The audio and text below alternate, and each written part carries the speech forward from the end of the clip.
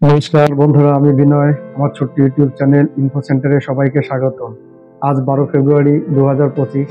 পশ্চিমবঙ্গের অর্থমন্ত্রী মাননীয় চন্দ্রিমা ভট্টাচার্য রাজ্যের 2025-26 অর্থবর্ষের বাজেট পেশ করেছেন, যার মোট পরিমাণ 3.89 লাখ কোটি। এই বাজেটে রাজ্য সরকারি কর্মচারীদের জন্য বিশেষ ঘোষণার মধ্যে অন্যতম হল মহার্ঘ ভাতা 4% ডিএ বৃদ্ধি।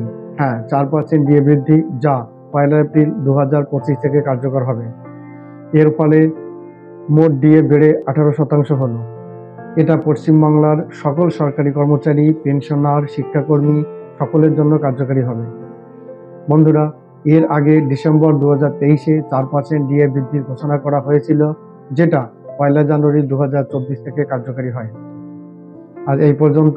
আপনাদের মতামত জানাতে ভুলবেন না। সবাই ভালো থাকুন, সুস্থ থাকুন। দেখা হবে পরের গুরুত্বপূর্ণ ভিডিওতে। Thank you.